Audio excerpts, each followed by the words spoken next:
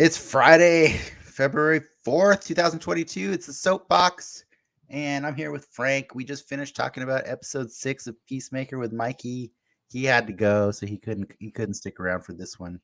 And so that means we'll probably stick around just for a little while. But we definitely have some more shit to talk about, different things. Yeah, definite. I am curious, Frank, how high on your list is Murderville as far as something you want to watch? Fairly low. Okay. I will say so. Let me restate though. Fairly low before the show, and then once you told me Will Arnett and explained the premise, it bumped up to like probably second or third on my list now. I want to finish Schitt's Creek. I really do. We're on the final season, or I'm sorry, we're a couple episodes away from the season 4, and then I think we have the final season, and then that's it. And then we're gonna wrap up the OC because I want to finish the freaking McG thing, and then we're gonna look for whatever's next. I wanted it to be Bly Manor, but I'll probably bump Murderville up and then go to Bly Manor, and then what's the other one, like Munted Mess, or what's it called, Midnight Mass, or oh, okay, so you haven't watched any of those. Yeah. Salem Mass, Midnight Mass. Is it Midnight Mass? It is Midnight Mass. Okay. Yeah. I would definitely say watch make Murderville a show you watch with your wife. Like that's a one. Yeah, no, yeah. There's only 6 episodes, and like Lindsay was actually really sad because like we finished it right before the show.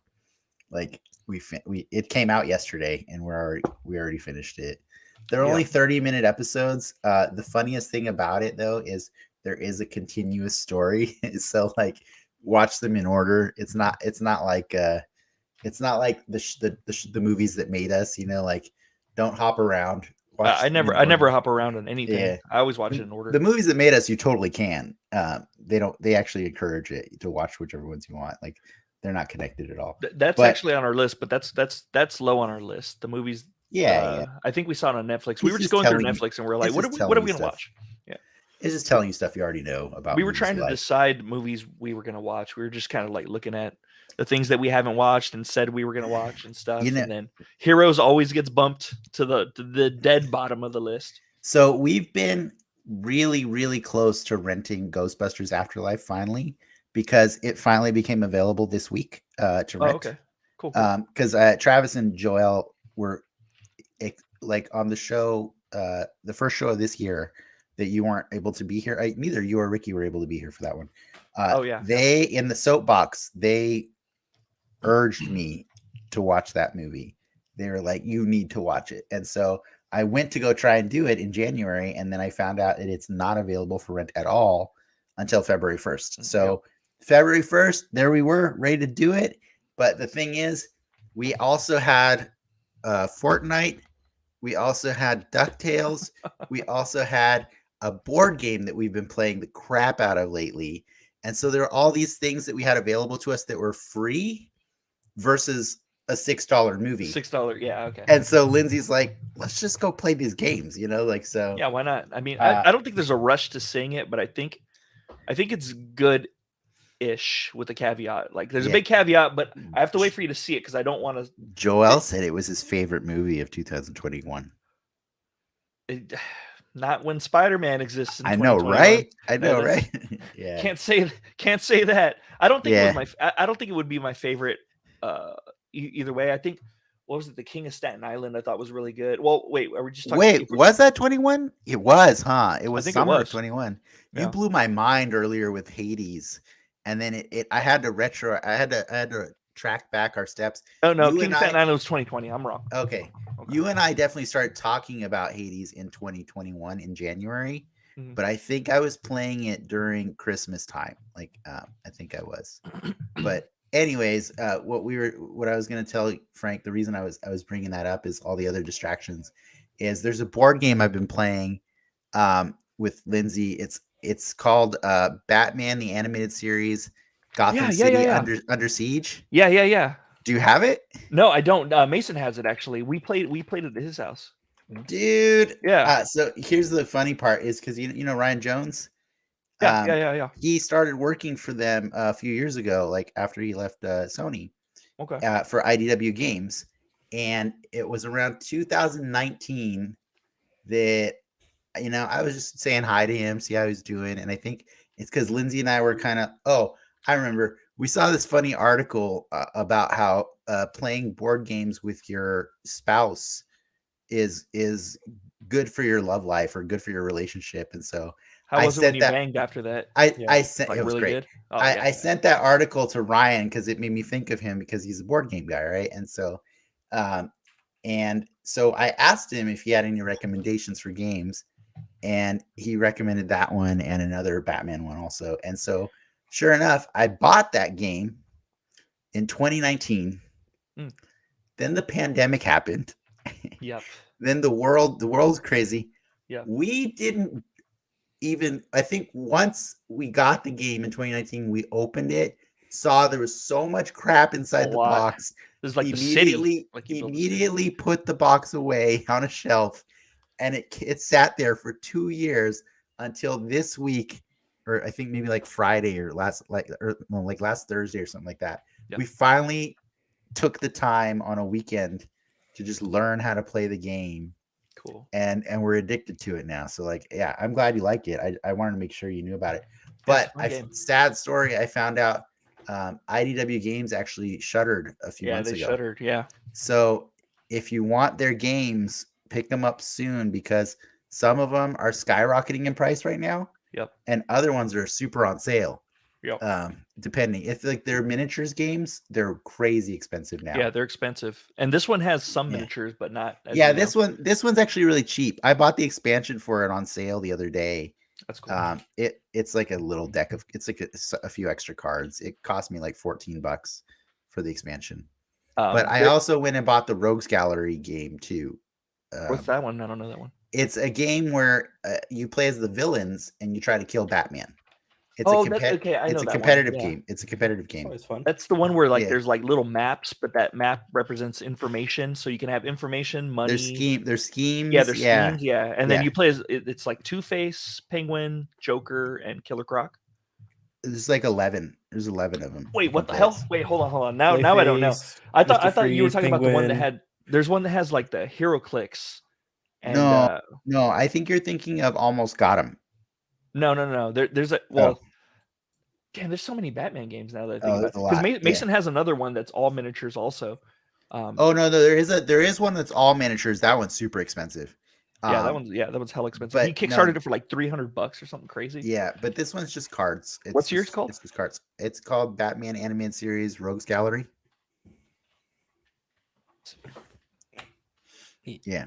Oh, that one. Okay. No, I've seen that one.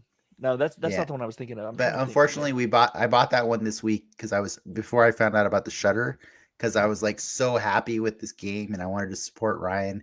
So I bought another game from them, but it was on sale. And then after I bought it, I was talking to him and thanking him.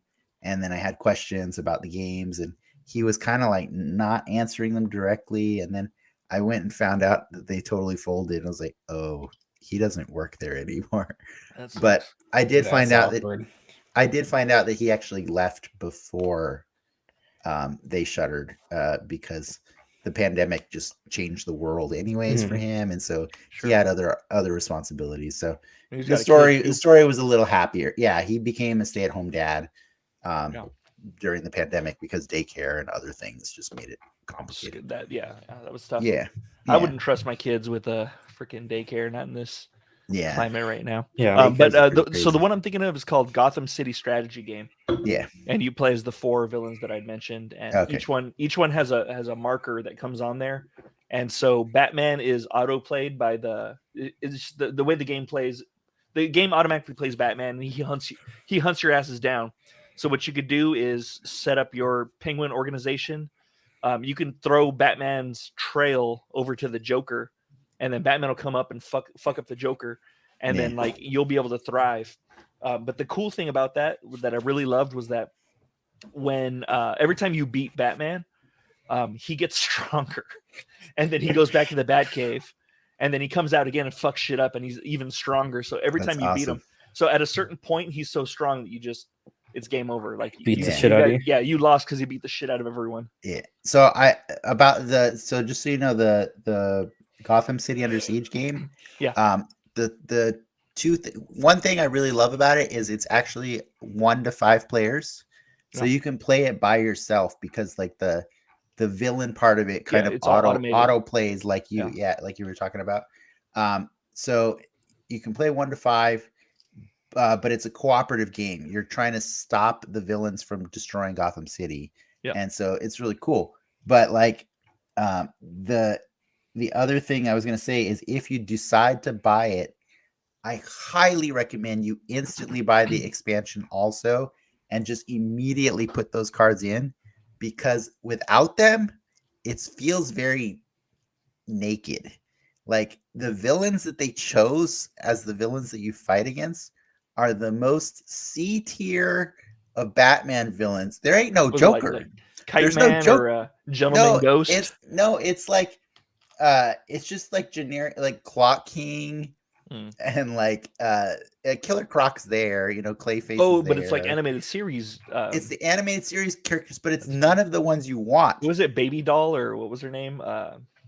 She actually is in the expansion, but she is. Okay. But like they have like Jervis Tetch. They couldn't call him the Mad Hatter for whatever reason. Oh, wait, why? That shouldn't that be in? I don't know. But they have like Red Claw. Nice. And that's like, the Russian chick, right? Wasn't she in Master of the Phantasm?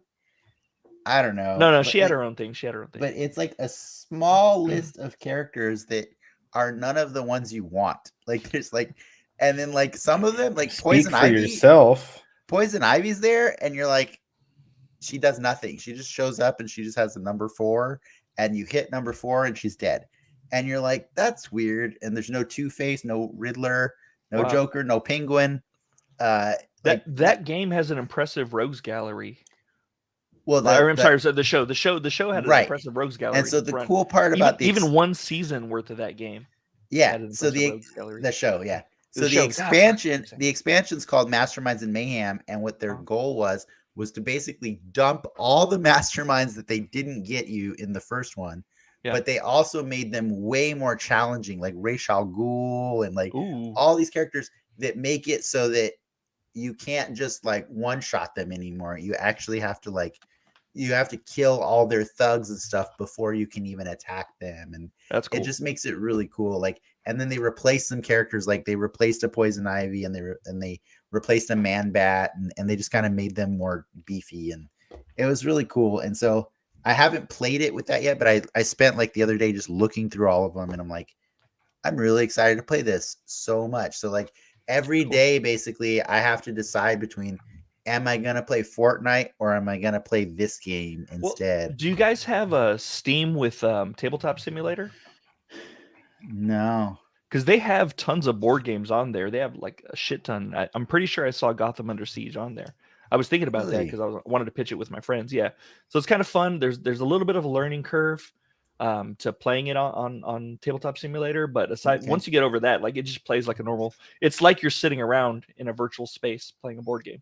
Oh, that's cool. That's interesting. Yeah, so that might be an option if you want to get. Yeah, that is interesting, because the real bummer of like I bought that other game, and then when I got it, it says players 3 to 5. Oh no! And I'm like, oh, that's the animated series one, the card game. You said. So Lindsay's pregnant now. No, what? I'm just kidding. Kidding. Well, we needed a third player. You impregnated her for the player. Yeah, for the player base. In about 3 or 4 years. Yeah, long game. You scared me, Dennis. I was all like, man, you changed your stance. You totally reversed your stance on that. No. I didn't. So when the pandemic was starting, I had a choice actually. The reason I didn't buy the Batman animated series Gotham Under Siege game was because I had already bought Back to the Future, the board game, the Funko Pop Back to the Future board game. Mm-hmm. That game is hard. It's fun, but it's hard. So that's why. That's my aside. But I don't regret my decision, because the Back to the Future game's cool, but I don't have, lockdowns happen, so I stopped meeting with people at work. Like we were gonna play it like as a lunchtime game kind of thing. But yeah, that shit all stopped. And then later on, I totally forgot about the Batman game, and I started buying other board games. I bought Sarah Jaws, which is pretty cool. You play as the 3 dudes that are hunting Jaws in the first movie, and one person plays as Jaws. So it's like an asymmetrical kind of board game. That's cool. And then the other one we got was called Horrified, and it's another asymmetrical board game where you play as one of those traditional universal monster, and the other people play as like people trying to hunt the monsters. And there's different variants of that game where you could play against 2 different monsters, and then you're just regular people and you're fighting against 2 different monsters. So that one's cool because actually, wait, there's another variant where you don't play as the monsters. The monsters are they're automated. So I don't know. So I found Tabletop Simulator on Humble Bundle for $10, but like, how does this work? So they just buy they have expansions that are Here, extra games. Yeah, so they have. If you go to like the Steam store, they have people usually upload the games, and what you do is you just download the game for free, and then it's added to your like list of games that you have. Okay, but you have to have Tabletop Simulator in order to play them. In order to access them, yeah. And gotcha. Sometimes, and it's very rare that they won't have a game there. If you have the board game yourself and you had the drive to put it up there, you could scan everything, all the pieces and stuff, and then put it together and do your own thing if you wanted, if you felt so inclined. Yeah, that seems like a lot. And I don't even know if my computer has the graphics processing power to handle that thing. Mine don't. What, for Tabletop Sim? It's really light. Even before I upgraded my my computer. I don't even have a graphics card on my computer. Here, check it out. Let me show you the sweet graphics. Let's do the window. Share that screen. This looks bootleg. It totally does. That's why I have confidence that you guys could run it. I'll just use Back to the Future because we brought it up. Is this like legal or is it just like uploaded? No, these are uploaded. This one in particular is uploaded. None of them I don't think are legal. I think they're all just kind of uploaded. I've never seen them get taken down though, so I don't know what loophole. This looks challenging. Are you governing the rules or are the rules built into the game? The rules are built into the game. It's whatever the board game is. That's cool. So like cool. They have the rules here and you can zoom in on them. You could wherever the cursor is, you could zoom in on the piece and see what's going on. Like Einstein's card, you can see what's happening, or Doc, or Jennifer, or Marty. And then they have little game pieces. But the reason I say it's like when you get together with your friends is because you can kind of highlight everything, and then just fucking get mad at everything and just throw it off the board. You could totally be an anarchist. You could flip the table. Why would there be a button for that? Tired of this crap. For Ricky. I wouldn't do that. I'm not rude. You would. When have I ever flipped the table? I'm not rude, he said. You've never flipped the table into oblivion as seen in this game? Does it come back? I believe it does eventually. Or it never comes back ever. Yeah, you have to rebuy it. Uninstall. Yeah. Every time. But they have a bunch of different games. You could even save. That's interesting. You could save game state. So if like we're playing like a long game like Talisman or something like that. That's cool. That is cool. Yeah. I believe this is one of the games that we were playing before. So yeah, you can play as Brody, Hooper, and Quint, and they all have different abilities. That's cool. And then you could flip the board. I don't remember how to do that. I think you might have to take the pieces off. I worry about how well it would be able to reproduce the Batman one, because there's a lot of things going on in that game. Let me see if they have that somewhere. I'm gonna have to stop stream because you get it from Steam. Frank's gonna show his illegal board game sourcing. Yeah. I don't want to show off my illegal board game sourcing. I don't want to get got. I've always been one step ahead of the feds, and I don't want them to to come down on me. Hold on a second. I'm gonna stop it for a second. Let me see if they have it. I'm pretty sure. Do crimes right now. Yeah, I'm gonna leave riddles on. Tell us about your lightsaber crime. Yes. So okay, there was this. Let me tell that story. That was a good call, Ricky. So there was a it was a Force FX. Do you remember that brand of lightsabers? You probably do, Ricky. Mhm. Okay, they had a Force FX from Think Geek. I pretended to be a reviewer, and they sent me one. Stop. And I just so you're a thief. You're a lightsaber thief too. Oh yeah, I committed fraud. Oh man. So statute of limitations, right? Yeah, statute of limitations. Yeah, Think Geek's not even. They're owned by GameStop now. Whatever, fuck them. Robble. So they had this thing called the Force FX. It was like the power of the Force or something like that competition. One that vibrated? No. So what they did was it was a competition, and you had to enter the competition. You had to submit a video of yourself, like swinging the lightsaber around. Basically, you had to do like a weapon form, basically with a lightsaber, and then they would take the best ones, and you'd get an invite to go to the Jim Henson studio in Hollywood, and then perform against other people, and then judges. There would be a panel of judges that would decide if you were a Jedi or not, or whatever. It was like a competition. And so I'd gone to that. I submitted it. I borrowed a lightsaber from someone. I want to say, I don't think it was Kelly. I think it was like Ben, or it was someone at work that had a lightsaber in their office. I can't remember who. You sent your 720p video over? Yeah. So I sent my video over, and I got selected to be there. So I grew my hair out, and I did a braid, and then I cut all my hair off, and I kept the braid. And I did a form. I made like a kind of a Jedi costume that was kind of like it was a cross between a Jedi costume and like a kung fu like martial arts uniform. So and then I performed a lightsaber form there. But what happened was the ground was like slippery because they didn't anticipate the martial arts mats that they had there being outside and collecting dew immediately upon nightfall, which is what happened. So it looked like I was performing like a drunken lightsaber form because I was like stumbling and like swinging and like doing stuff. And it actually looked kind of cool in my opinion, but I didn't end up winning. But the twist was it wasn't really a winning competition. It was like, they were like, oh yeah, you guys are all Jedis. And I'm all like, oh, cool. And it was just a lightsaber that cool. I'm the only 42-year-old here, man. No, at the time I was in my 20s. I think it was like 20, 25 or something like that. So what happened was I had to bring the lightsaber back to, I think it was Devin. I think Devin let me borrow it. So I just put it back in my trunk, and then but they had a rack of lightsabers that you could use. They had like the Mace Windu one. They even had the Yoda one, which is like 2 feet long or whatever. And I ended up doing the form there with the Return of the Jedi lightsaber, the Luke Return of the Jedi one. That was my favorite. And after it was over, I had already trunked the lightsaber that I borrowed. So after it was over, I was taking the lightsaber back, and they had security guards that looked like Jedi from. They had them even dressed up like Jedi from the Council.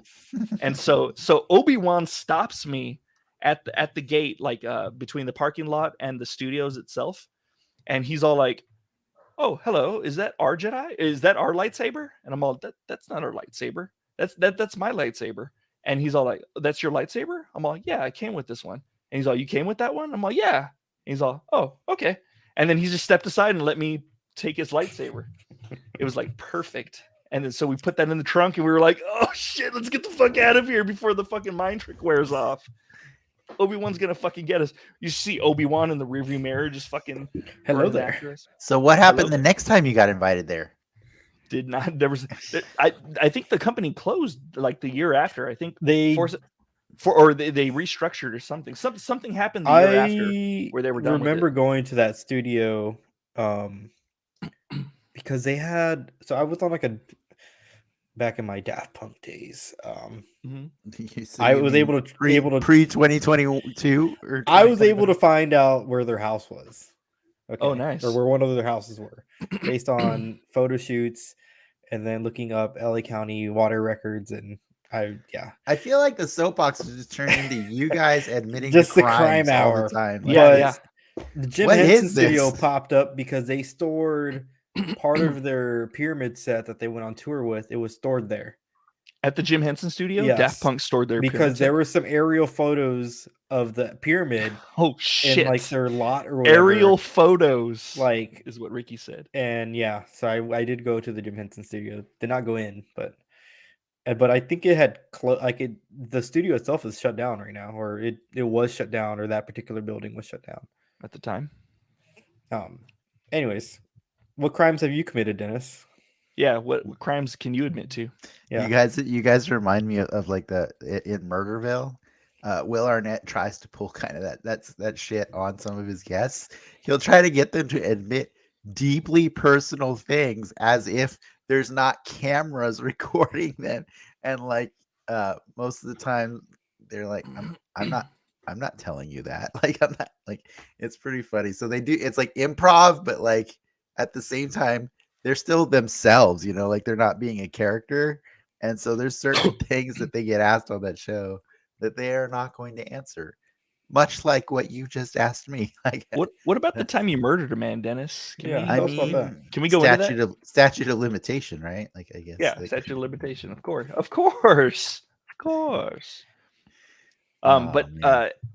Also, like, Jeremy Bullock was one of the judges there, and you may not know who he is, Ricky, but he was the first Boba Fett.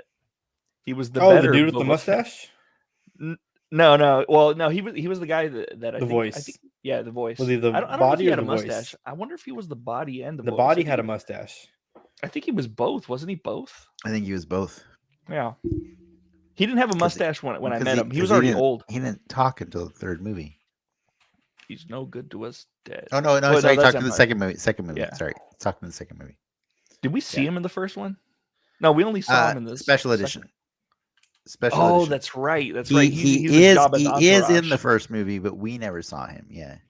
By the way, can I just point out, like, did you notice that in that shitty scene where Boba Fett is actually in his episode, and Mando walks in and he's standing in the corner, and he looks so badass compared to every other goofball in that room? He's literally standing in the same corner that Boba Fett used to stand in that room when it was Jabba's party going on. Yeah, like it's the same lighting and everything, and I was like, yeah, look at him just standing in that cool ass corner being a badass. Not this guy, like, Frank, right? Let me see. That's him at Jabba's palace. I lost it. I lost everything. On the screen. Just the picture that's on the screen. No, I'm not looking at the screen. I was looking at Tabletop Sim. Yeah, that guy. Okay. But he didn't have a mustache, and he was old at the time. I hope Max Rebo got the fuck out of there. That'd be two times. Two times he gets a stay. Did you know the fun fact about Max Rebo? His name is Max Rebo, and he plays Jizz. And he's blue. He's in Captain EO. No, Hasbro completely changed the canon of that character from what he was originally by designs, because that's, you know, in the movie you see him. You want me to finish? You want me to finish? Diaper. In the movie, it looks like it's a character playing the keyboard with, like, I guess you could argue his arms, but if you look closely, he's actually sitting on a cushion. And the intention of the design is he only has two legs and he plays Jizz with the two legs. But Hasbro, when they were designing the toy, they just assumed that since he's behind the keyboard, like, there's a whole lower half to his body. And so Hasbro made the toy of Max Rebo with a giant, like, elephant, like, body underneath. And so because of that, like, fans, you know, and all the expanded universe stuff, everything, they created his alien race to be a humanoid figure with legs and arms and stuff like that. But it's actually, that's not what Max Rebo is at all. He's just you see all of his body in that movie. It's the two legs and that big blob sitting on a pink cushion. It's pretty gross. That's kind of cool. That's kind of neat, though. Yeah, and so, like, I think that's been re-established in the new in Boba Fett. Like, they show him sitting on that cushion. Yeah. Yeah, but for Up until I don't remember the toy. I'm trying to remember. Up until this year, the toy is like you He can has look it little up. blue feet. Yeah, I'm trying to remember the he's- Kenner toy. He looks like an. Well, sorry, I mean Kenner. I meant to say Kenner screwed up or changed the canon of the toy. You know what I mean? Yeah. Just to be clear, Hasbro owns Kenner now. So No. I knew what you're. No. Kenner's just automatically what I thought of. yeah, So, it yeah. is Kenner. Kenner screwed up the design, and ever since then, in all the expanded universe stuff, that's what his races look This like. looks pretty cool. That was pretty neat. Okay, so yeah. Oh this yeah, is, you got it, huh? Wow. Wow. And then you put your cursor over, and then you can read the cards. Holy shit! This is You can super flip cool. your cards over This if you need looks to. illegal. It does, Frank. It does. Dennis is I'm going to not- ask you how to That's do it that's later. that's what the soapbox is all about. Wink, wink. No, I already know how to do this. The mobs, and then it also. I don't know if this one has it.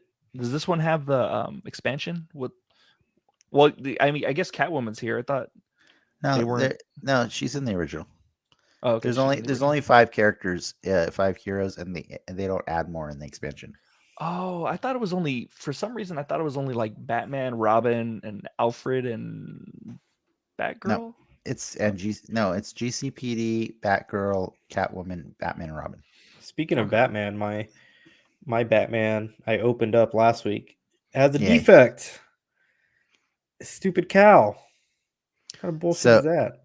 So if you want to know about a really low level crime, Mhm. oh wait, no, I told you about that last week. My toy with the defect. Oh yeah. I told you what I do with that. You should do that. You should write to McFarlane. I already did. See if they're going to replace it. They never got back to Already me. did.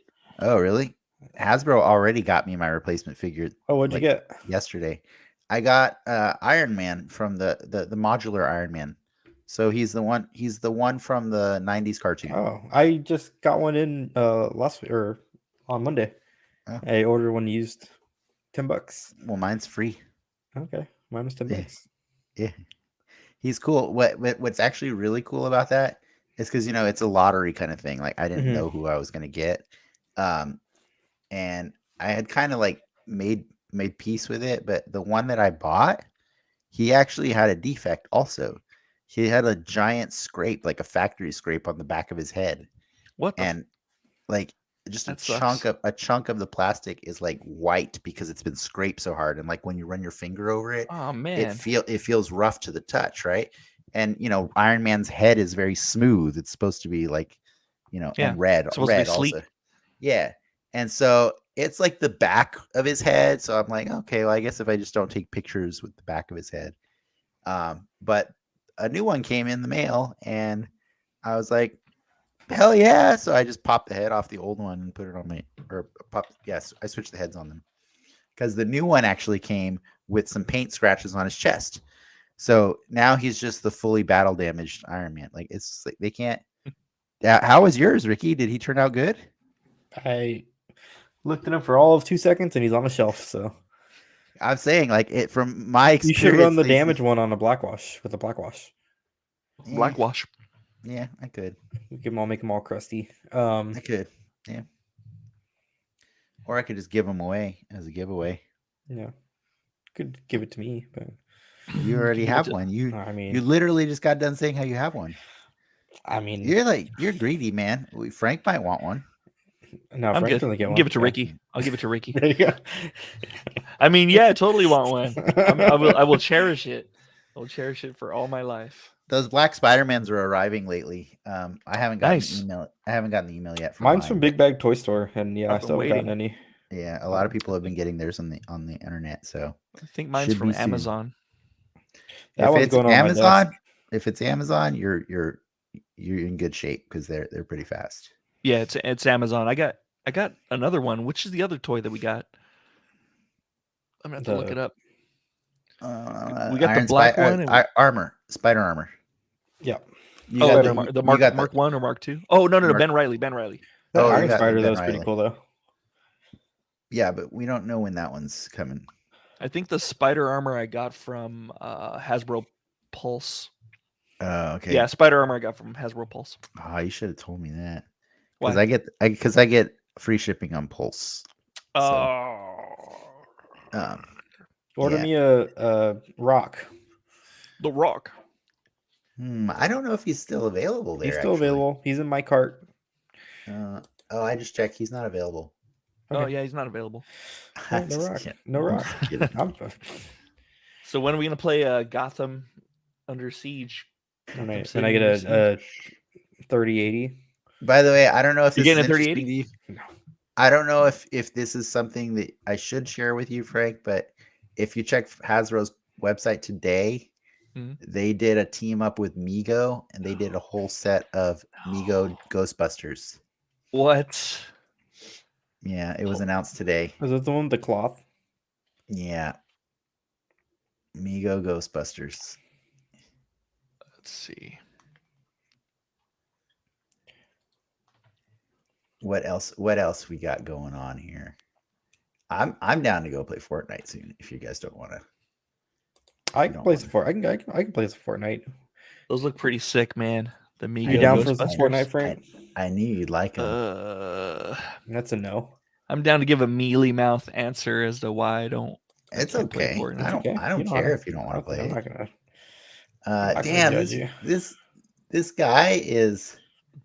Oh wait, that's not even him. That's the scientist. Yeah, that's just Fortnite racist. I think I just want the interaction more than the gameplay. Dude, that's not even his. That's not even his glider. Yeah, it's a season umbrella. Huh. You guys think Aladdin the cartoon? $45, dude. Do you think Aladdin the cartoon takes place in the future? Why do you say that? Because Agrabah? Because Robin Williams references a lot of pop culture from the 90s. I kind of always saw it as he's an interdimensional being that can perceive all time, like Dr. Manhattan. Okay. See, they're both blue. That explains the blue. I guess you're just blue cyst. Apparently, you're just blue cyst. No, I think blue people have tons of awesome things going on for them. That's what makes them cool. What about the Smurfs? How do you explain the Smurfs? Top 10 blue people. They got awesome things going on. Avatar, Jake Sully from Avatar. Avatar does not. No. That's I would Papa never Smurf. I would never put Avatar on the Blue Man Group on any top blue people list. Like I wouldn't do it. Yondu. Now you're exclusionary. Yondu, Nebula. Okay. Yeah, all right, you're selling me on this. She's like bluish. Nebula is 100% blue. I mean, I'm talking pure blue. She is pure blue. Whoa. When was the last time you looked at Nebula? I saw there's a lot of parts that are not blue on her.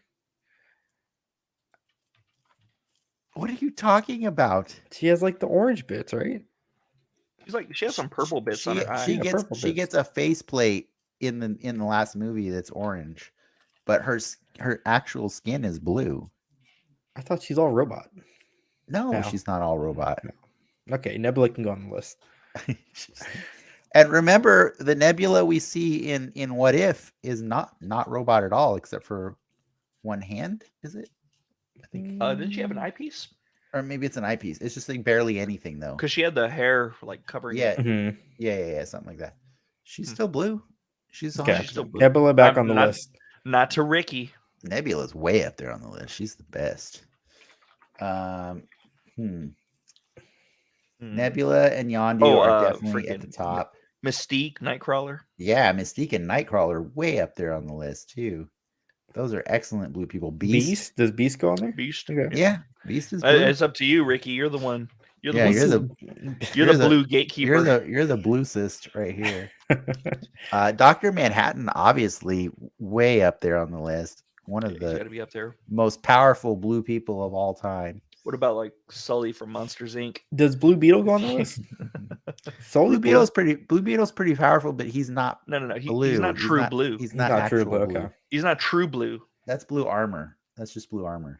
He's a wannabe at best. If you're counting blue armor, then blue steel Iron Man goes on the list too, or stealth Iron Man. That makes sense. No. Let's see. I feel like Nightcrawler is easily one of my favorite blue characters of all time. All time. Yeah, he's Your curated tier list of blue Hey. characters. Do you see how easy this was to come up with a bunch of characters that are better than the Avatar ones, though? Yeah, it was Like, pretty easy. Like Buster was- Bunny, Cookie Monster, like they Grover. Grover, yeah, Grover. Yeah, I guess Grover's blue. Yeah. Grover's pretty bomb, dude. Yep. Gonzo. Gonzo, yep. Bootleg Gonzo's pretty Grover. great. Mhm. Gonzo is not bootleg Grover. Yeah, they're both puppets. Cookie Mordecai, Monster. Cookie Mordecai from the Monster? regular show. Mordecai. He's a blue jay, Oh, though. Oh, he's a blue jay. He's a Yeah, blue don't jay. don't be birdsist. Oh, now you're birdsist? Holy Yeah. crap. Yeah. The truth is coming out. Mordecai's a Have good you one. have you ever seen the I think it's called 5 a.m. or 5 a something or late night in the AM PM or something like that. It's the skit the regular show is based off of. No, I didn't know it was What the based fuck off a it's called? skit. That's cool. Late night at the AM PM. Wait, I just saw Yeah, it pop up. regular show is based off that guy's life. It's something 7 o'clock or 12 o'clock in the AM PM. Isla Secura. Oh yeah, the Jedi, The Twilight Jedi. The Twi'lek Jedi, yeah. Twi'lek, I is always- that how you pronounce it? I thought it was. I always Yeah, thought it was Twilight. It's Okay. Twi'lek. I was frustrated to learn that too. It's hard Yeah. because like all the games say Twi'lek, or at least Yeah, most of the games. well, I can't I think of. I mean, can't think of one. game that says Also, Twi'lek. I mean, Kenner told us Max Rebo had legs, so what do you want to do? But I would say Max Rebo is up there above the Avatar characters too. Nice. Oh yeah, Max Rebo. Duh. Max Rebo legit Okay, better than 2 in the Avatar. AM PM. Megamind. Stitch. Yeah, Stitch. Stitch. Fuck, Stitch. dude, I hate Stitch. I will. I don't care that you Go hate on the Stitch. grave. Stitch is amazing. Stitch is nothing but a minion. Sonic the Hedgehog. Minions- Stitch nothing is but way better than a minion. No, Stitch is just a bootleg thing that Disney can put random shit A on. bootleg thing. Here's- Stitch has Damn. Dancing Stitch. Here's Stitch is here's super Stitch powerful. with a dumb hat. Stitch is dumb. Fuck Here's Stitch. Stitch with a dumb hat. Stitch is dumb. Like Stitch has been bastardized to like this universal. You're a Stitch Disney- purist. You're like, Yeah, I I want am. am. purist. I I'll want make oh, make OG Stitch Stitch. great again. That's what he wants. yeah. Make Stitch Stitch is just they that's just use Stitch on all their stupid merch and ruining the fun of what Stitch was. What the would that be, like purity a- of Stitch? a Miss Like Scott Tron. hat. Like Tron, right? Yeah. No, they put Tron on ice. They know when to pull it out. Tron's a blue character. Does he You know, make your list? I don't really know Tron? any of the Stitch material that you're referring to. Like I'm referring to the Stitch merch when you go to Disneyland. Like the dumb Stitch crossover merch and shit that you just see. But don't You they mean have like crossover every merch for character? everything? For- Yeah. yeah, for every character. Stitch is a whole new. like Stitch is on a new level. Stitch is on minion level. Oh, are you saying because like Stitch is kind of like in the advertising they had him crossing over with Yeah, characters? but you could. okay. Yeah, they just use him because Stitch is like non-polarized. He's like a Stitch- Deadpool. Yeah. Basically. I get you. so what? What's wrong with that? Uh, What's wrong with him being universally acceptable? Stitch Doesn't needs like that. conflict. Yeah, he wasn't a universally acceptable in his movie. Yeah, he was. That movie was very popular. Especially with the brown demographic. His answer is just shaking head. Like that's man. Really wish you would have taken that Give debate me, class. give me the original Stitch cut. I want to see them flying the plane. It's 4 hours. We don't have time for the Stitch cut. You know they had to edit that movie, right? The Lilo and Stitch. I just know about the Pizzagate, but I don't know. The ending of that movie, they hijacked a plane and were flying it through Oahu, and then 9/11 happened, and then they changed it to a spaceship flying to the mountains. Hmm. But that movie was like set to come out when they had to make that change. Really? What Lilo- about What year? what that? about 2002. Frank? What about Sonic? Sonic's blue. Sonic Sonic. is way better than an Avatar. for Yeah, sure. yeah. Where do we how do we feel about the tick? It's an armor, I think, right? Yeah, We don't know. We don't know We if he don't- could take it off. We 'cause don't I think we've know. ever No seen one him do knows it. no one knows the actual story of the tick. That's kind of his whole thing. Well, let's ask Ricky. I don't know the story of the tick. Is he outside with Stitch, sitting outside the gates of the blue paradise?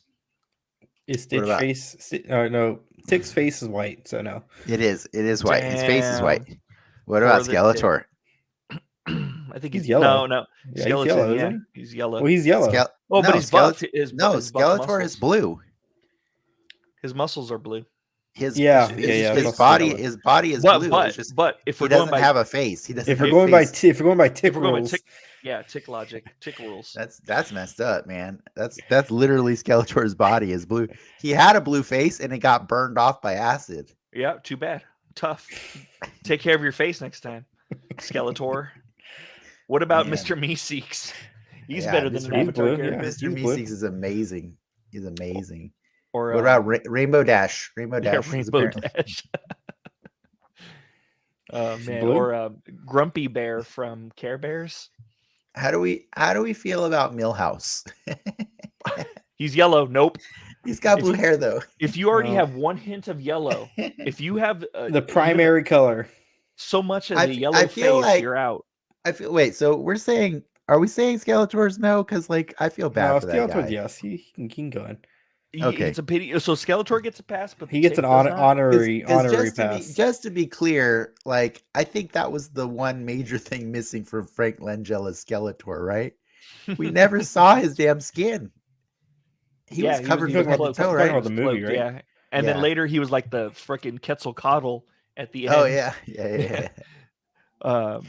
What about Kotal Khan from Mortal Kombat, right? He's blue. Oh, Kotal Khan is blue. Yeah. Captain Planet's blue, and he has a bullet. That's a bonus. How do we feel about Iceman? He's not blue, though, right? X-Men. Oh, I was thinking Val Kilmer for some reason. Yeah, he's blue. Is he blue?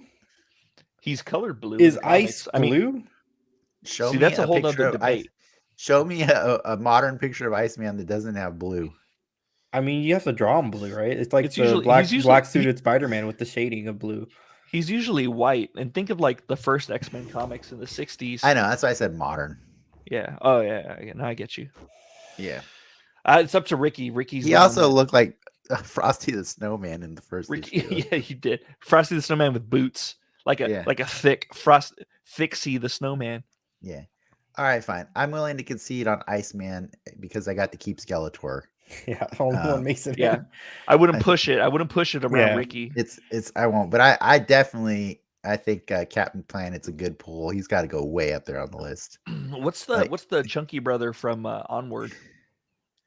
Oh yeah, well they're both blue, aren't they? The Pratt and the but he only wants the one that's not Chris Pratt. Yeah. Chris Pratt's canceled, right? He should have never left Anna Faris. Yeah, well, I mean, homewrecker. On that same note, I feel every time I see Will Arnett nowadays, it just feels like, damn, I wish he would have stayed with Amy Poehler. That was just the dynamic duo of comedy, right? Great couple, yeah. Yeah, but it's okay. I allow him to just be his own thing. It's cool. I love him. Yeah, I think everything that he's done has been better.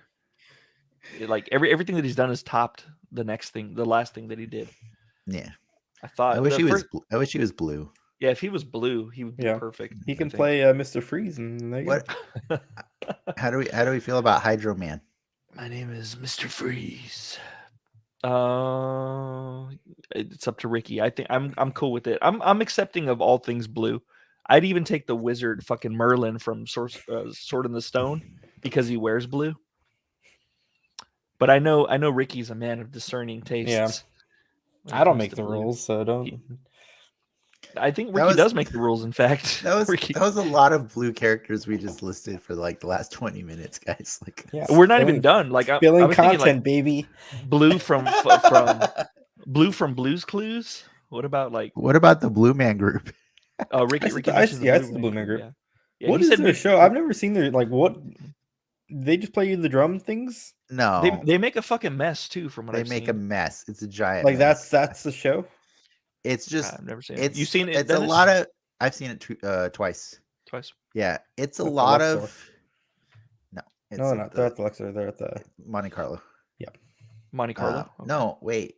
No, Was it at the Luxor originally or something? Not the Monte Carlo. It's at the Mandalay Bay, I believe.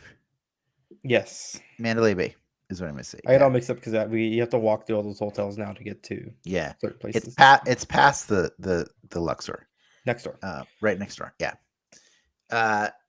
It's kind of hard to explain, but it's just a really cool entertainment show that really mixes music with a lot of cool visuals. Like, so kind of pyrotechnics, but lots of paint stuff too. Lots of like they just put on a show that's one part stomp, one part Gallagher, like and one part like what's that weird dance group, Jabberwocky. Yeah, it's kind of like a mix of all that, the Jabberwockies. They dance too. I feel like there's dancers. I don't think they dance, but like it's just a show like that you could only be a Vegas show. Like it's just so weird and I would love to be like lots deep of into confetti, lots of paint, lots of like just thinking about it. There's so many like performers in Vegas. Like I'd be curious on their life, hopping from show to show. There's literally like 100 shows there. Well, I mean, they don't hop from show to show. They just do the same thing. They do the same thing, but I'm sure forever they would want to like ever. dip, right? You would think after a few years. You should watch Hacks. I did watch Hacks. Is that a show? Not like a show, but it's like HBO Max. I meant like is that a documentary or is that a No, it's with I think I recommended this to you a year ago. It's with Gene Smart. And it's about a Vegas performer that has no intention of wanting to leave her gig, but yeah. But the casino wants to get rid of her. Did she get replaced by the Jabberwockies? I don't remember. But it's really good. And I mean, certain people just kind of like, I mean, it's harder now, but like back then, because I lived there, like back in the day, like that was the goal, is like if you could get a stable show, you would buy your house and you would just live there and you would do that thing 3 nights a week or 4 nights a week, whatever, for the rest of your life until you just freaking retire. And that's what they wanted to do. That's Wayne Newton. That's what he did. I mean, you still got people there that do that. Was it Rita Repulsa or whatever, that comedian chick? Rita Hayworth, or not Rita Hayworth? No, Rita Rudner. Rudner, yeah. Rita Repulsa. Who's Rita? Oh, that's okay. Never mind. I know what that is. Yeah. Does Tommy the Blue Ranger count? Yeah, he's there too. Only when he's in form. He has the residency there. Is she still there, Rita Rudner? You were there the most recent, I think. I don't think I wasn't paying attention. I think Rita Rudner's dead, isn't she? Carrot Top there. She dead now? Is he still Carrot Top? I'm so happy. He does like the airport PSAs. It's pretty funny. I'm so happy for him that he got a Vegas show, because I've seen his show before he was in Vegas, and like it was excellent. Like I used to watch him as a kid on TV, and it's funny, but like to see him in person, like he puts on a damn good show, and it's so uniquely Carrot Top that you like. No one can ever steal his bit, dude. That's just his bit, man. It's so dumb and weird, but it's entertaining, like I don't know. Vegas shows, I guess, growing up with Vegas shows, I think Vegas shows are why I'm so against movies being mind-numbing, because I relegate that kind of entertainment to being Vegas shows. Like if I want to just turn my brain off to that extent, I would literally just go, travel a few miles to go watch. I had full access to it. You know what I mean? Like I had seen so many Vegas shows, and they're fun because you literally turn your brain off. There's not a story most of the time, or if there is, it's very loose. Like you're just there to see people do things that you don't normally get to see. And I think for me, it was easy to make that distinction. Movies is where I go watch a story. You know what I mean? Like I go watch a story and I can hear what they're saying. Vegas is just like, just explosions. Sensory. Sensory overload kind of thing. Maybe that's where my distinction came. Oh, we That's just had why a breakthrough here. and that's Thanks why for I the color have blue. You're I welcome. have and that's why I have this like resentment towards super dumb movies most of the time, like that. Like if it's a comedy, I have a way different suspension of disbelief. And if it's a horror movie, I do too, only because I feel that horror movies in general get the shaft as far as budget is concerned. And so like they have to make you know, they have to make like concessions like to pull off what they do.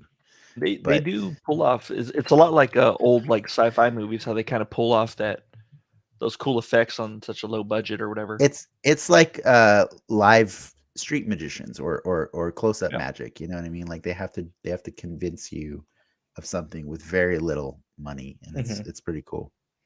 Yeah. But that makes sense. Yeah. But that's why I was so offended by the idea of Roland Emmerich in his article today saying that the Marvel and Star Wars movies are ruining Hollywood for him. Like they ruined everything. There's a space for everybody. Like exactly. I feel like streaming nowadays. Like this is the thing I've been saying for 2 fucking years, and it's the most ridiculous thing is I don't understand why people in Hollywood can be so ignorant that they will go and blame anything else for why their movies have failed in the last 2 years other than fucking COVID. Yeah, it's so weird. Well, it's like blame COVID. It's COVID, dude. I'll say COVID has made people realize, I mean, COVID made people change their priorities. Yeah, no, for sure. But like in regards to going to see a movie, I can see where you can become upset if you're not making the Marvel and the Disney and those types of movies, because they are getting, I don't say pushed under a rug, but it's just not. If you're a big theater, right? What are you going to show? 10 shows of Spider-Man or The Last Duel? But that's because like they are the exception to the rule right now. You know what I mean? Like they are the one thing that people are willing to get to risk dying for, dude. Like let's be honest. Some people die, they go, they see this movie, they get COVID, they die. That's just the reality of it. And so like it's so weird to me that we're mad at them because of their success rather than like just saying, damn, maybe we should think about like how we're going about doing this. You know what I mean? Like, I'm not saying they need like every movie needs to change itself to be Marvel, but I am saying the thing I've been saying for 2 years now, which is maybe we need to rethink the theatrical experience. Well, and not even that. Like, what is a movie's success? Is it okay to have a lot of streams on X, Y, and Z platforms? Yeah, is that okay? Because there's a reason Adam Sandler went and did a giant contract with Netflix, because he never ever has to worry about the box office numbers of his movies ever again, and he never has to worry about a reviewer getting people to not go see his movie. You know what I mean? No, anybody who wants to watch it is just gonna click on it. It turns it's literally just content. Like. And so that's what I'm saying. Netflix has been changing the game for years now. And so like everybody who's not trying to change, like even Disney Plus is showing you that Disney's willing to adapt. Like they're no longer putting all of their eggs in the same basket anymore. You know what I mean? So like whenever I hear these people complain, they're like, oh, Marvel and Star Wars are ruining it. You mean Marvel and Star Wars are ahead of the curve? And that they've learned to adapt, and they understand how to foster a relationship with their fans outside of the movie theater. I would argue HBO Max also. Yeah, for sure they're doing that too. But that's what I'm saying. But like the people. Oh, but they target Marvel because Marvel, which is weird though, because Marvel are the top dogs. But it's weird that HBO Max still pulls in the numbers. It's just They can hide the number. Both of them, both streaming services can hide their numbers. It's a fantastic streaming service. It's my favorite of all of them is HBO Max. I mean, what they did last year was showing the movies day and date. That's the Lord's work right there. I think it's early for them to like. I'm sure they're going through like the data and figuring out if that really was legit. Like did that help them? Yeah, but it's cool that they tried. Like it helped them. I promise that it helped them. Like it just did. Like the amount of subscribers that they got from that will offset whatever negatives, and it's all a long-term strategy, right? Like once you have those subscribers, the chance of losing them is pretty low, especially at the rate at which they crank out content. They're pretty good at delivering new content every week. They're good at delivering good, diverse content. Exactly. It's not something you can say about like a Disney Plus. I would say Netflix is the only one that can compete with them on that front. Like Netflix cranks out like foreign language movies and shows, and they're killing it with that. Like it's amazing. Like that's a reason in itself to watch Squid Game, is just to be like, this is so cool that I can now watch Korean content and just be, it just I no longer have to have like that barrier of English is the reason I watch a show. Like it's pretty cool. Hulu even has some pretty good like anime content. Yeah. Hulu they have a big library of anime. Did they buy Crunchyroll? Who bought Crunchyroll? Someone bought them. Somebody bought Crunchyroll. I don't remember. Wasn't it like Paramount or like I think it's Paramount. Like it's one of those weird ones. I think it's Paramount, but I can't but remember. Even Crunchyroll is internet. I can look that up. Let me look that up.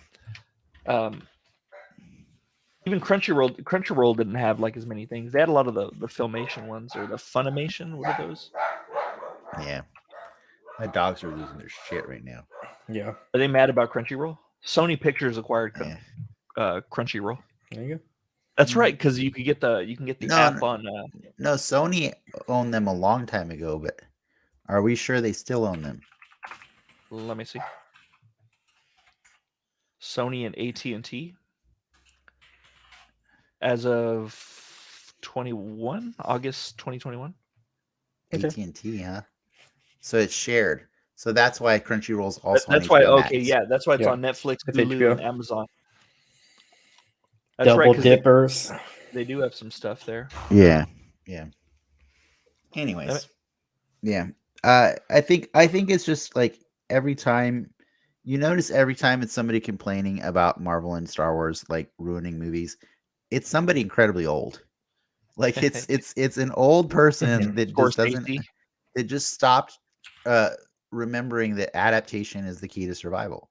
But I think there is an argument like for the Tarantinos of the world that movies, there's like a preservation of movies being shot on film and whatnot. Well, that's a hard argument to make right now. Like, well, I know it's definitely a hard argument to make, but there's something to be said about still making movies that way,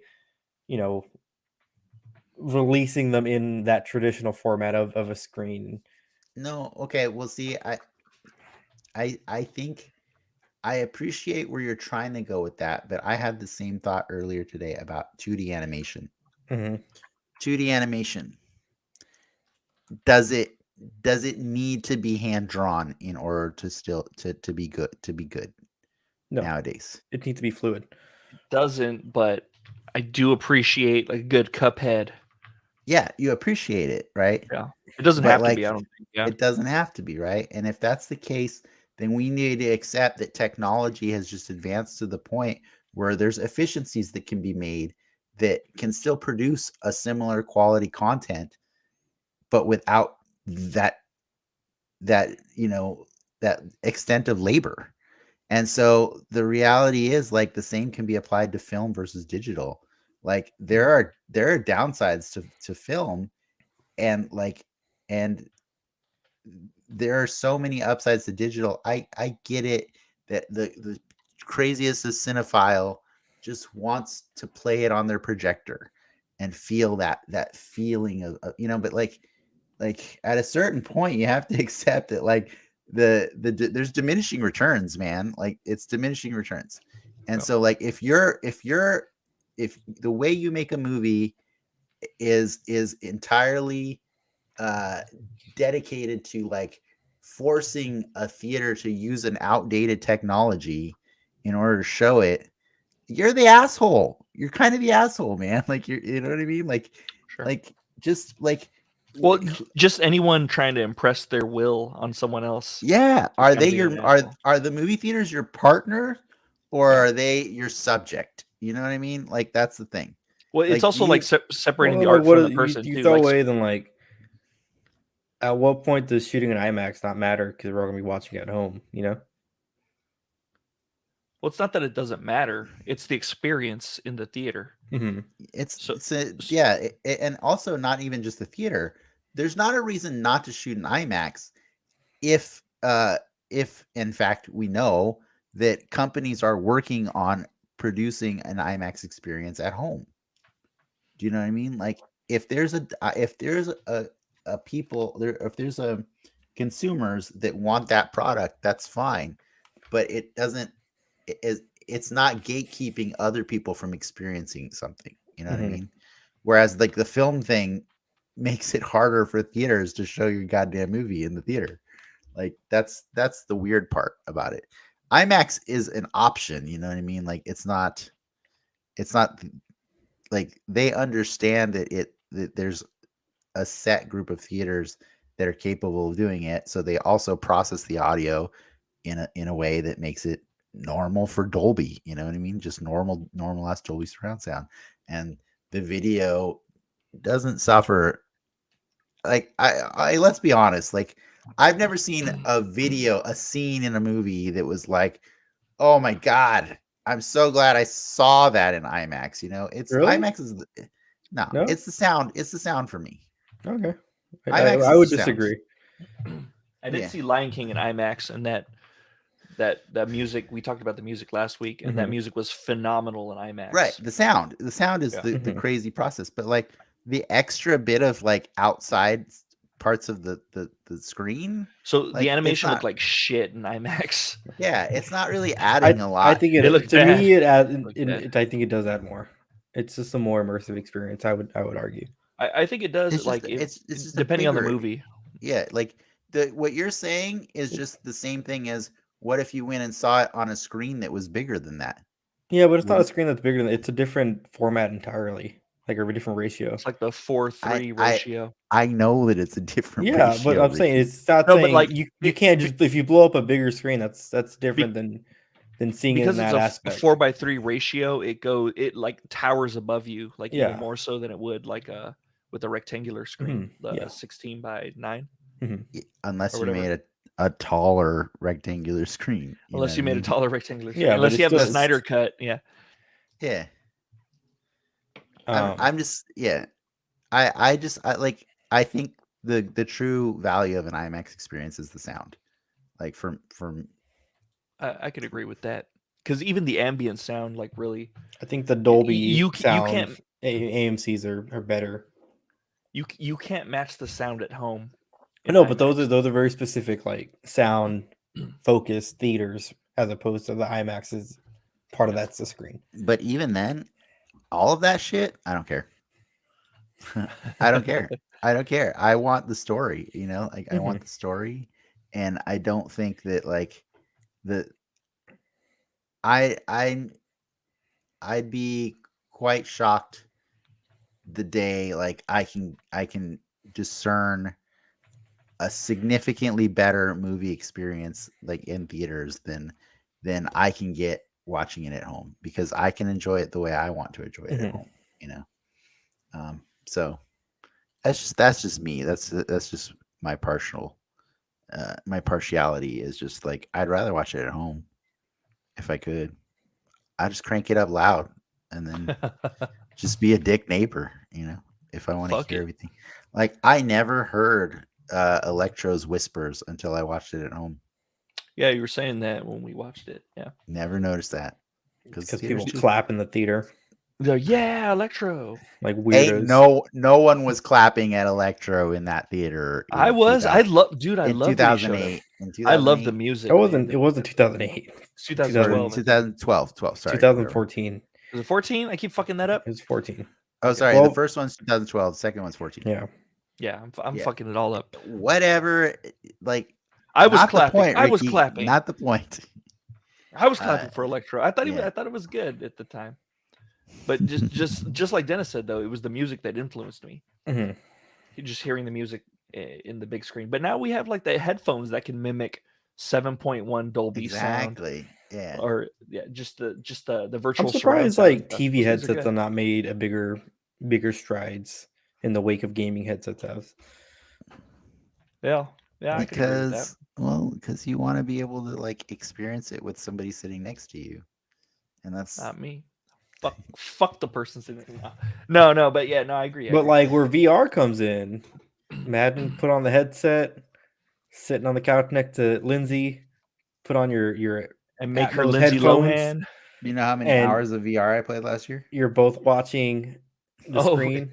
Did you put that up there, Dennis? I didn't put that up there. Oh, okay. 0. I was gonna go back and called check. 0.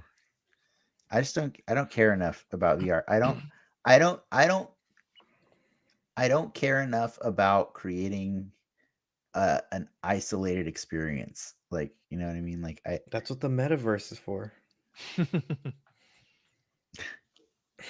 I'm not saying I'm saying I'm throwing you the pitch. Freaking snow crash over here. I don't need it. Second time I've heard that term this week. I'm cool with the metaverse. Like I dig it. I'm down to have my own experiences of VR. But you know how many hours of VR I played last year? Goose egg. The metaverse won't take off. The year before is in the metaverse. The year before was a lot. The year before was 20 hours, which still isn't much, but yeah, it was more than last I think year. 2019 might be the last time I played VR, but maybe I did it in 2020. I'm not sure. I did it in 2020 just because Iron Man VR came out, and that's it. And I'm playing VR again right now, but it's Iron Man VR. They put 2 more trophies up, so I got to get them. Yeah. To close that chapter of my life.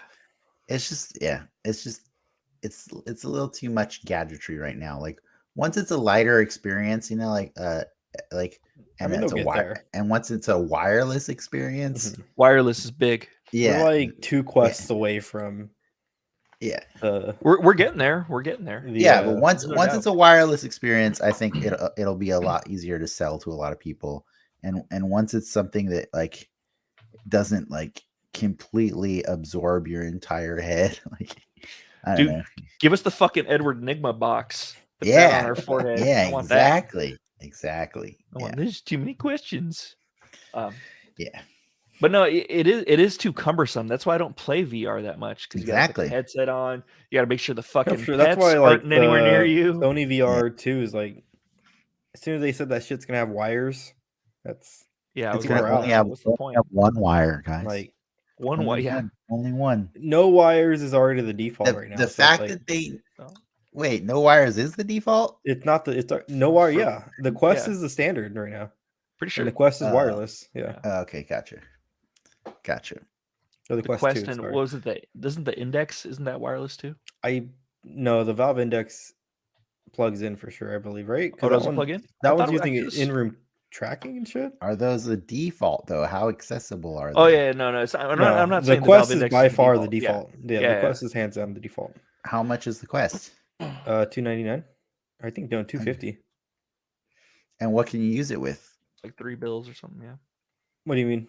Like what OSs? Games, just games and stuff. It has its own like Quest app that you sync with your phone, and that has its own little app store. But you can run most things natively. Your computer. Yeah, most things run natively on the Quest, and you can tether it to your computer if you want to play your more higher end games for sure. So it's just PC games right now. Like just yes. You can play Super Hot entirely in your Quest too. Wireless. Yeah, the Index is wireless. Is it? Every picture I'm seeing is someone not plugged in. But you'll get there. Maybe they have hair like Hurley though. Hurley, like Adebayo. I know what you're talking about. I don't need to know that. I wish I didn't know that, but it's okay. The Valve Index or Hurley is Adebayo. Is this played by the same actor? They are not the same actor. No. You sure? You sure Yeah. about that? All right. I'll look at IMDb later. So just really quick before we quit here soon, because I feel like we're gonna. I just wanted to make it understood why I thought Boba Fett was not good. Okay. Okay. Share your piece. This week versus last week. Like, Last week when Bane said he's a cold-blooded killer. Okay, what? It's Cad Bane, by the way. Last week was both good and bad. Like it was good in the sense that it was an awesome thing to get to revisit the Mando and just be in his world and advance his plot. It was a breath of fresh air. It was terrible in that it was called Book of Boba Fett Chapter 5. And that's like just a detriment to Boba Fett entirely. That he was, in order for the episode to be good, he had to not be in it. How would you have done it if you were a big muckety muck at Disney? A big muckety muck.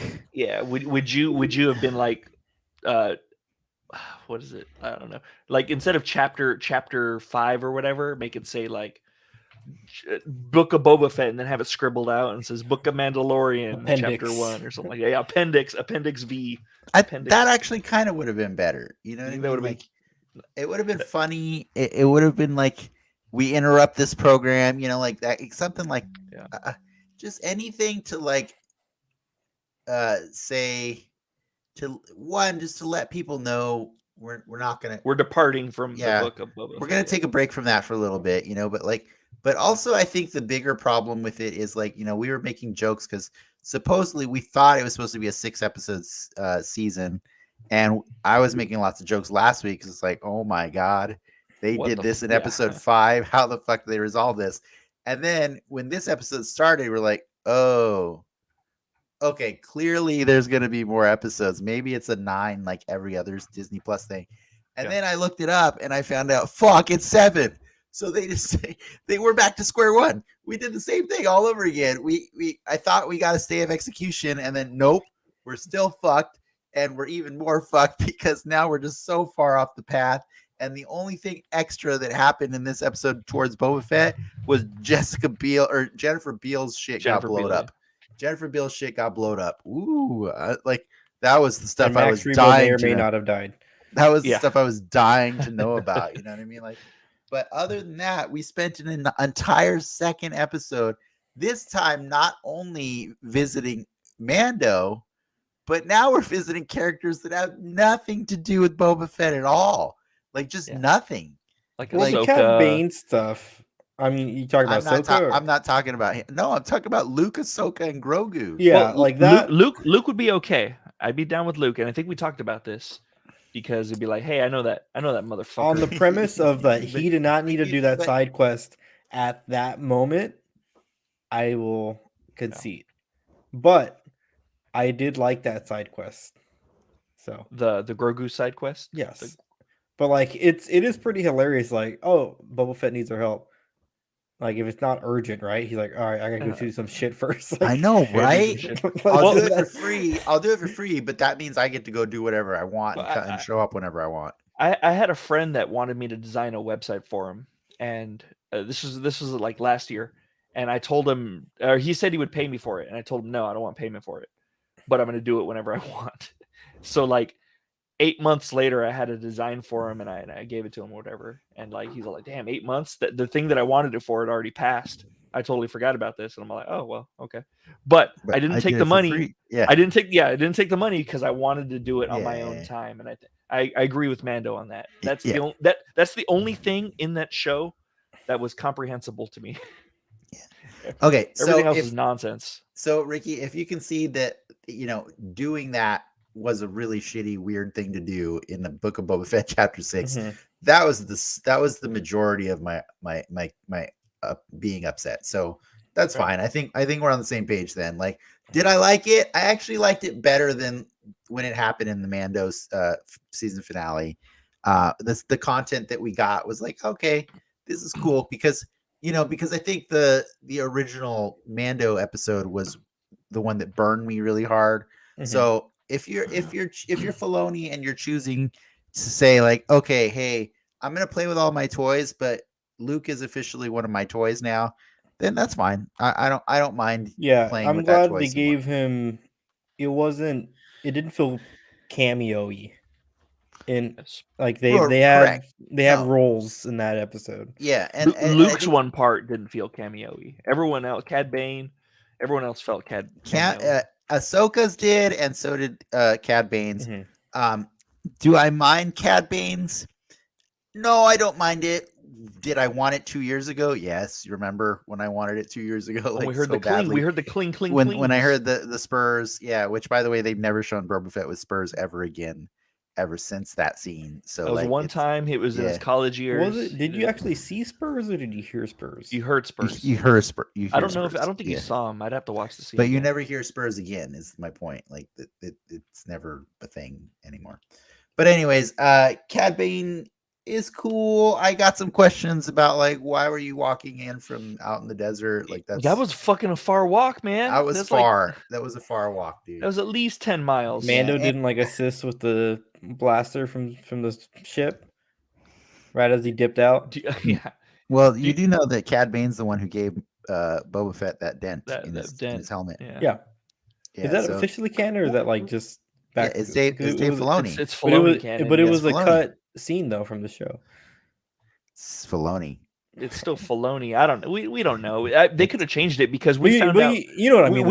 We didn't know till the Mandalorian that Beskar was immune to lasers, so he would have to shoot him with something other than a blaster. It would have to be like a slug thrower or something to make a dent, and it'd have to be like a pretty major slug thrower to make a dent in Beskar. Yeah. But I didn't mind the Cad Bane part because it tied into the Cobb Vanth part, which was tying into the Boba Fett part. You know what I mean? So like I didn't mind anything that had a direct connection to the Mando because he's so good. He's so good.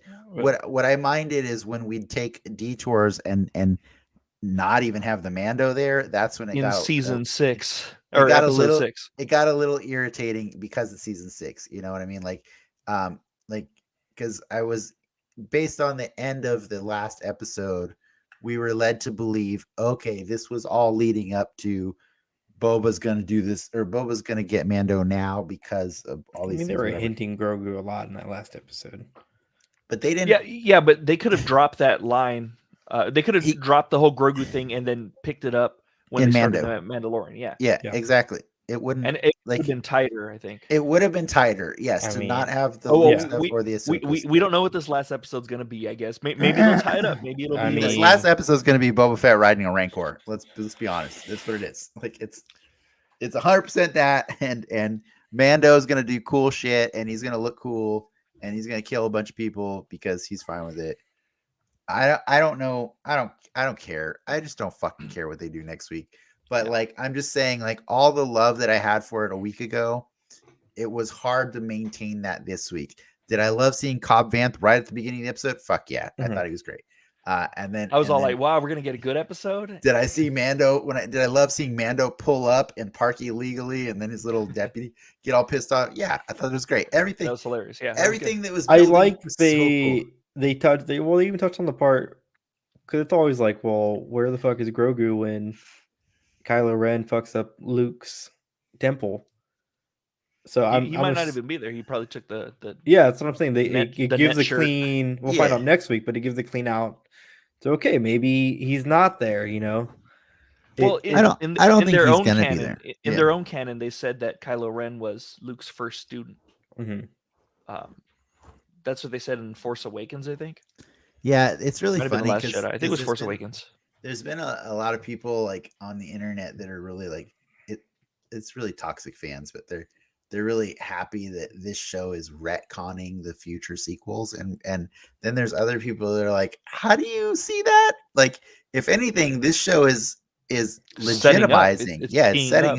It's setting them up, and like I get so mind blown every time people have that mentality where it's like, I've said this a million times before, dude. a whole generation hates the prequels. A whole generation likes the prequels.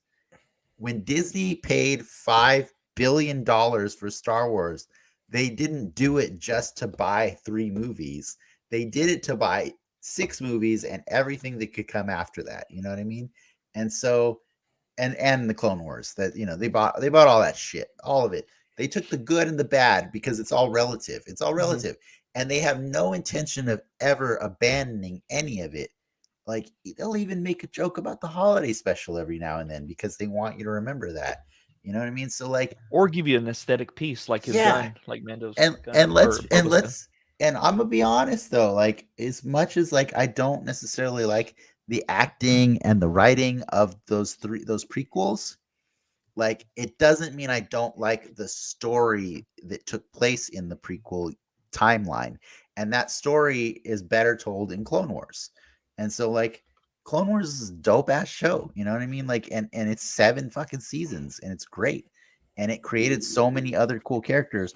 And the only reason it exists is because of those prequels. And now, because of Clone Wars and the popularity of it, you take all those characters and you mix them in with the original trilogy, you know, and then you make new ones there. And then eventually you start building that foundation that was missing from the Force Awakens trilogy. You know what I mean? Like, Cara Dune's going to show up in the Bad Batch. Yes. But yeah, like it or not, it's all going to be connected, and it's you know, fine. I've got one point after you make your point, Dennis. Nah, it's done. Done. Okay. Yeah. So this is the reason why I hated the episode. This is what broke me and made me just be like, you know, fuck Star Wars. I'm over it.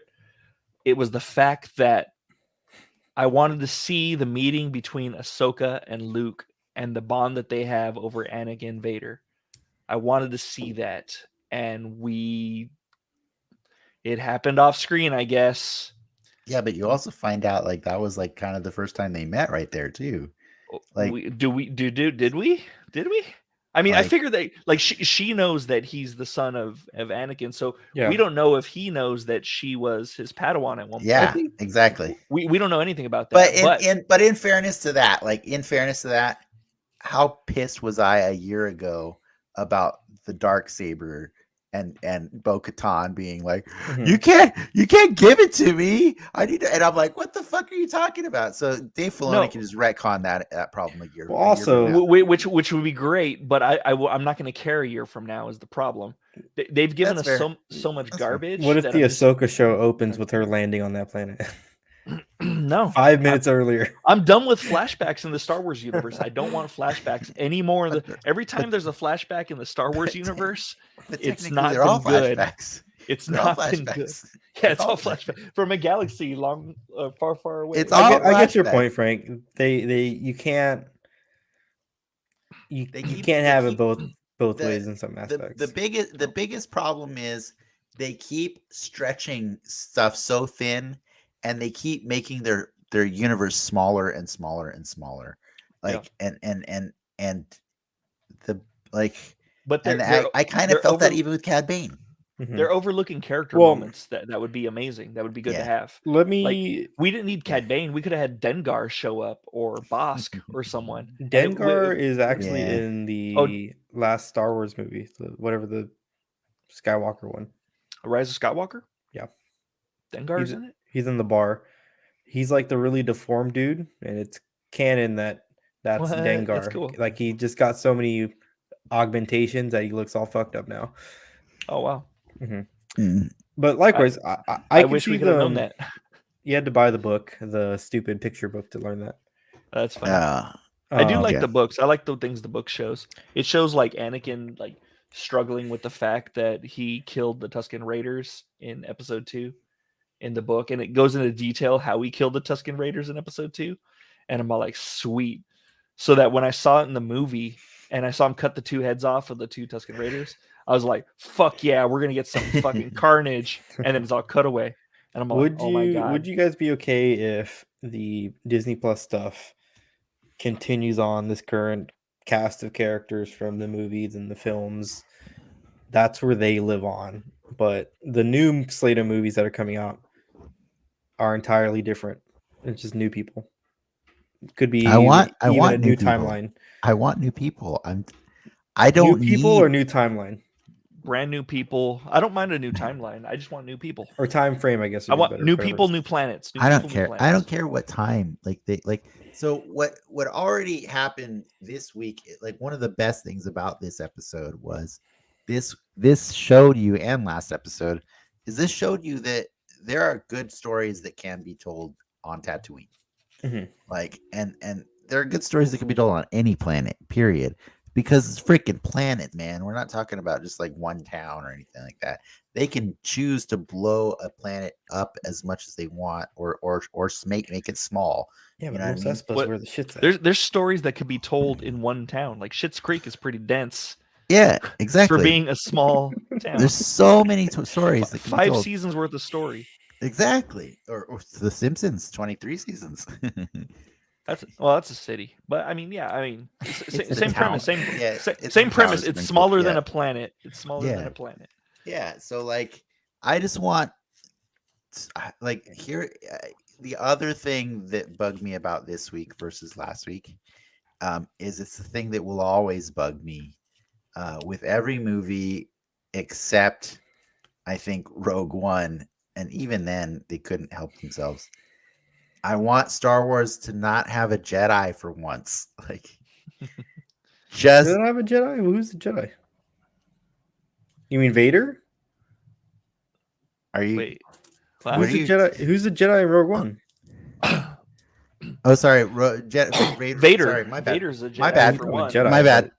No, Vader is a Jedi. They also have the guy from the Wills. Yeah. A lightsaber. No, he's a Jedi. He just became a Sith. A Sith is just a name for a bad Jedi. Okay, we're splitting hairs. I'd have been 100% okay with Rogue One, and I think everyone else would have too, if that last Vader scene did not exist. I think the movie still would have been complete. Yeah, and honestly, I forgot about it when I was. I feel like that was added. I've read where that is added in post. That movie had a lot of exactly. problems. Get rid of that. I honestly forgot about that scene just when I was making my condition. So let me retract that statement. They don't know how to do it without a fucking Jedi. They can't. And it's without so a fucking weird. lightsaber, a goddamn lightsaber. It's so weird to me that they can't. They need a Force user all the time, because there's so much more Star Wars. Well, that's why the Mando season 1 was great. That whole show was without a Jedi, right? Well, the first season.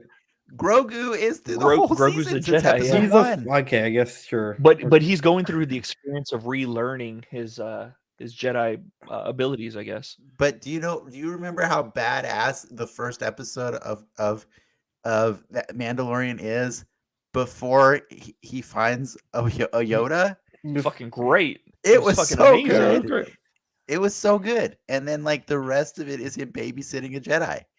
And I'm not saying it wasn't good, but it's like I had to roll my eyes at the very last moment of that show, because I'm like, you were so fucking close. You were so close to doing it.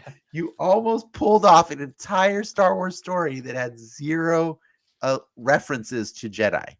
And it's impossible for them, and it hurts me so much because I played so many games it all circles where there's back not a Jedi. To what is Star Wars? What is Star Wars? Yeah. No, but that's the difference. Is there's a question of what is Star Wars versus what Star Wars can be.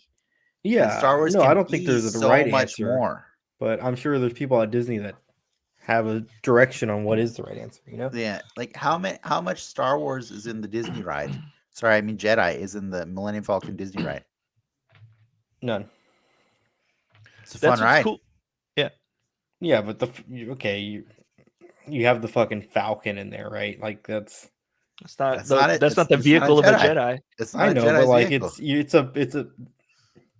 The Falcon is a very big part of the Star Wars lore. Exactly. So there's other parts of the Star Wars lore that is not Jedi. Mm-hmm. Yes. That is what we're saying. Jedi was pretty minimal in the original trilogy.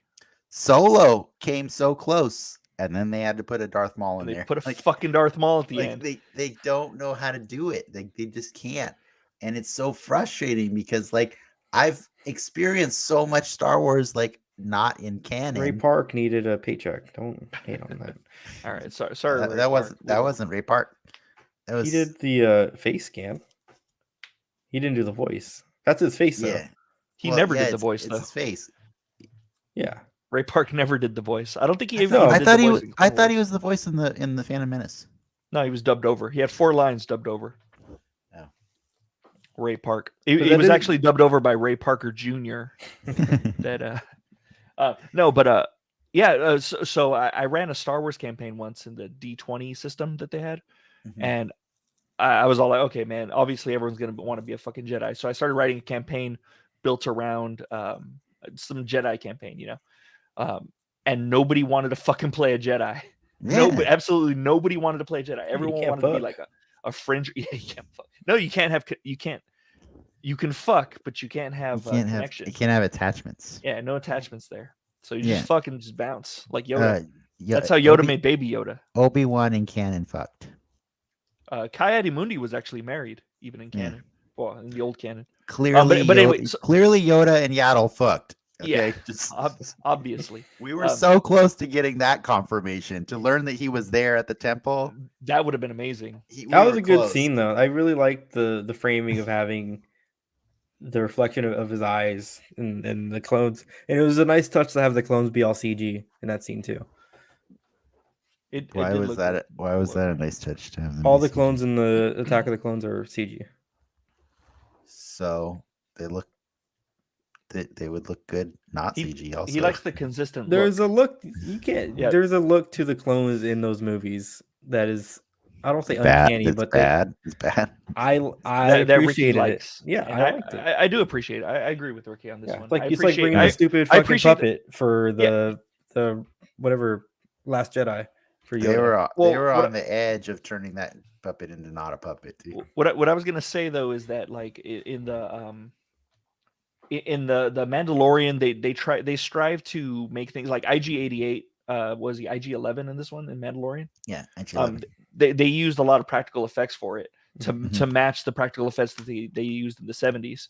Whereas in this one they used CG effects for the stormtroopers, so it's cool that they used CG effects to replicate the stormtroopers or the clone troopers. Sorry. So I appreciate that they're trying to do consistent like recreations. Yeah. Even though I don't agree that they look good, I appreciate the consistency. Well, it's like even the explosions in Star Wars look a very specific way with like the sparks. So if we say all that, then if they're going to all this work to recreate all these things, they went to the trouble of getting Katie Sackhoff to be Bo-Katan. They got Cad Bane, and they got Corey Burton to be Cad Bane, and they needed to get Mark Hamill to be Luke Skywalker, even though the amount of processing that went into that is just ridiculous. Why do we need Rosario Dawson to be Ahsoka Tano? Why the fuck do we need that? We don't need that. I don't think we need it. Ashley Eckstein or Ecclestein, I think is her name, would have been the better Ahsoka. Does she look like Ahsoka? She's beautiful. Like, I mean, like I can't really argue what Ahsoka should look like because it's just a giant amount of makeup. It's just the most makeup ever. Like, you know what I mean? Like, put makeup and a Twi'lek headpiece on top of her. And you know, sure, I guess you're right. She's thin. She looks twiggy. Yeah, I guess that's what I'm getting at. Does she look like Tones and Ecclestein? She has more of the body. She has more of the body. Yes, she's on Disney. What was your question, Ricky? Disney Channel. What shows you on Disney Channel? I don't know. I just know she has her own shows on Disney Channel. Where she's the lead in a live action show. Why don't you Google that? No, I'm just throwing out the question. I gave you the answer. Yes. Now the burden of proof is on you. You asked me a yes or no question. I gave you the answer. All right, let's see what the show Dennis can only answer yes or no questions. Yeah, this is a yes or no. What's your favorite you color? You got two fucking rules, man. Is your favorite color teal? But yeah, they choose to not have character moments in the show, and I'm just kind of over it. I want more from it. I want more depth from these shows, and everything is superficial. Everything is really. That's so Raven is the only one that pops up. So, no, she's definitely got other stuff. I've looked her up before. Okay. All right, gents. Well, I'm gonna take off. All right. Mostly because I gotta outta go here, too. pee-pees. Well, Okay. you could go pee and then get the answer to this question. Yeah, you guys could slack it if it's that important. Yeah. Oh, Ashley right. Eckstein. See you guys. See you, Frank. All right. See ya. Prove me wrong before I go get off. To be fair, I'm not even on her. I'm on like her Google search. So Sophia the First. the cartoon. Yeah.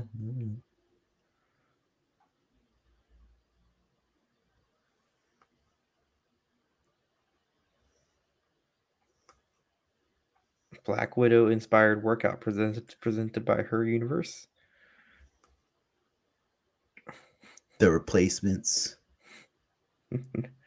Is The Replacements a cartoon? I believe it is.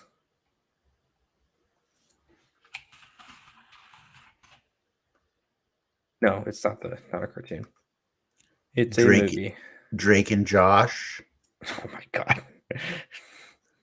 I don't understand why you suddenly judge the show. Like, I'm saying if you're gonna have a plan for an actress to appear in a show and to be a lead, be a lead in her own show, not that they're doing Stride by fucking Tamora Morrison, but I can see why you would go the Rosario Dawson route as opposed to the original voice actress in that specific context.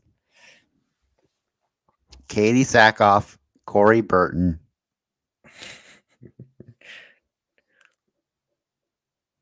They're all actors who. Katie Sackhoff is an actress who has led shows on her own. No, she has not led shows on her own. Has worked predominantly in live action. Is that a safer bet? She has worked in live action, yes. Correct. Versus hiring a voice actress who is known for her voice work. You know, but he's not playing Cad Bane. He is playing Cad Bane. He's not playing he's just dubbing. He's not playing the suit or the dude in the suit. Okay, you're not making a strong argument. Why is Ashley Eckstein not the voice of Ahsoka Tano? I don't know. Maybe she only can do like a younger Ahsoka voice, not an older Ahsoka voice. Nope, because I've seen her do the older one. I've seen it. She's in Rebels, bro. Rebels takes place only 1 year before Mando. Or sorry, she could have had like strep throat in that time, or no, she's you learn through Rebels that Ahsoka is actually the person who founded the rebellion. Mm-hmm. She founded the rebellion. Like, so she lived through all of it. She lived through everything to form the rebellion that would ultimately make their march on trying to attain the Death Star plans in Rogue One. That was all her. That's all her machinations. So like, she grew up and she got to play she got to play that character. She got to play an older version of her. So it's a really giant leap to go from the Ahsoka we saw in that show to Rosario Dawson. Now, I'm not in any way me Janina, and we'll be good. I'm not in any way saying that Rosario Dawson is a bad actress. I'm not. I'm just saying, like, there's this weird inconsistency that's happening where all these other characters are being brought back because no one else can play them. And then, like, there's this beloved character that is Ahsoka Tano. They were like, we think somebody else should play her. And that's weird. It's weird to me.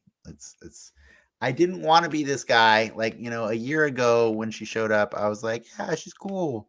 But like, the more I watch her, the more I'm just like, you're cool, but you're not Ahsoka Tano. Like, and I don't know that I really am excited for the show that's going to happen. Especially if it's going to keep making the universe smaller too. That's fair. That's the big problem. But yeah. All right, we can go. It's fine. All right, enough Ahsoka talk. Yeah, it's fine. Do we play the video? Yeah, you played the thing. Okay, it's cool. Later. See ya.